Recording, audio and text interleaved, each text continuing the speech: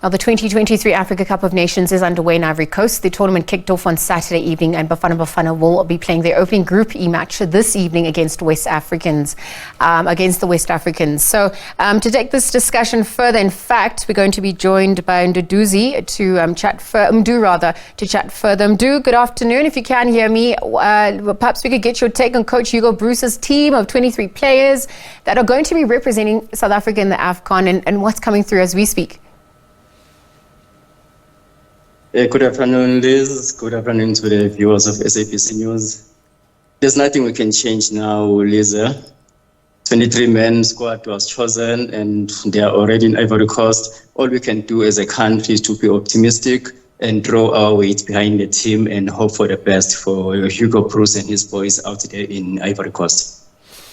So, Mdu, at this point, do we have what it takes to go all the way in the competition? We have seen the tone that had been set at the opening match and some of the more formidable players from, other leagues coming back home to represent their countries on the continent. What's it looking like on that front?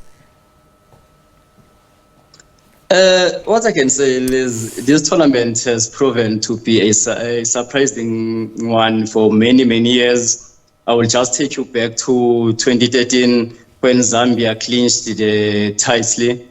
There were no big name players who were playing their trade in Europe in that team of Zambia. Most of the guys that were playing there, even the captain Christopher was playing here in South Africa for a team like Jomo Cosmos. You go to other players that were playing their trade across the continent. So it's not about the big name players when it comes to AFCON. Then I will just take you fast forward to 2017 Cameroon side. Most of the star players in the Cameroon side that was led by our coach right now, that is Hugo Broos.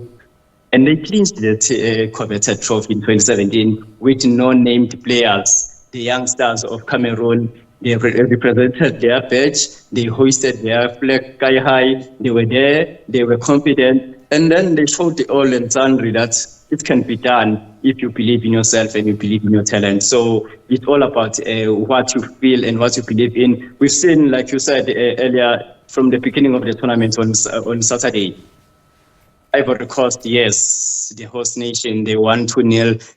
It's only Ivory Coast and the defending champions, that is Senegal, who have won convincingly so far in this tournament since Saturday. Senegal who beat their neighbors, Gambia 3-0. After that, we've seen some shocking results. The superpowers of Africa, your Nigeria, they played out to a draw. You see your superpowers, your Ghana, they went down 2-1 to a small, tiny island that is Cabo Verde. You see, this is a surprising tournament. So anything is possible. This team led by Hugo Broos can do some miracles. All they need to do is to perform well, but they have to start this evening at 10 p.m. against Mali. All they need 3 points. I think 3 points, getting 3 points today can set the tone right for Bafana Bafana going forward. Mdu, it has been one of surprises, and so when we look at tonight's game for South Africa, players to look out for in tonight's encounter, where can Broos's troops win it? This Malian side, if Bafana Bafana will undermine this West African side, they'll be in for it. They'll be in for a shock. This side of Mali, they boast of a very, very strong midfield. If I can mention maybe at least 3 of those players play their trade outside Mali. That is your Aliou Dieng, who plays with our own Pesita, that is in Al Ahly, that is Egypt. We hope and pray that Pesita just gave the coach and the players some tips on how strong Dieng is and weaknesses of Dieng when it comes to the midfield. They also have a player who is a key member of Tottenham Hotspur, who wears number 8 for Tottenham Hotspur. That is Bissouma. That guy is very strong. We've seen him before, even playing for Tottenham when he was still in smaller teams like Brighton and Hove Albion. He's a very strong member of their Malian side. And they also have another player who plays his trade in England as well, that in Hull City. That is Adama Traore. So Mali, I think they are going to be very, very strong in the midfield. We'll need to be smart to get through that Malian midfield.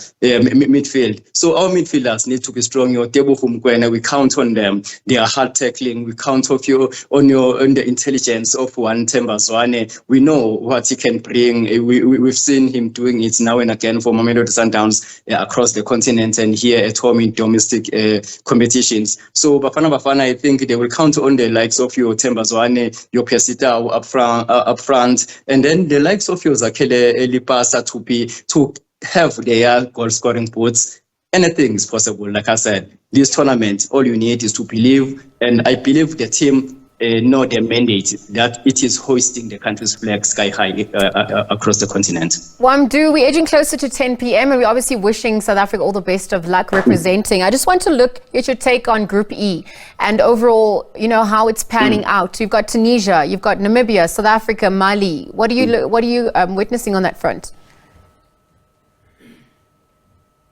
I think it's I would say it's good and also bad at the same time that we have our neighbors with us in this group, that is Namibia. And if we will undermine our neighbors, saying it's a small nation, we'll be in for a shock because they've got very good players.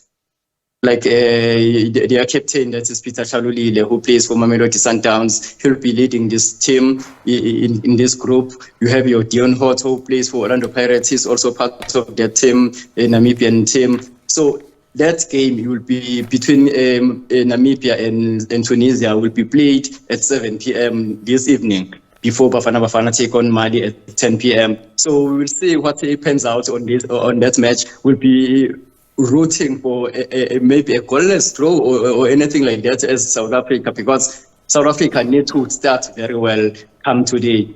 Tunisia, North Africans, they are always problematic when it comes to South Africa. We hardly win against them, but last time out against a North African team, it was Morocco. We managed to beat them 2-1, which I think, and I would like to believe it was a good omen because we are facing yet another North African country in Tunisia. So we hope for the best. Then there's this Namibia side, like I mentioned, we shouldn't be taking it for granted. It's going to be an interesting tournament yourself. South Africa versus Mali tonight. Thank you very much, Mduduzi Ndlovu, for weighing in and giving us that pre-match analysis. We'll leave it there and, of course, wish Bafana Bafana all the best of luck.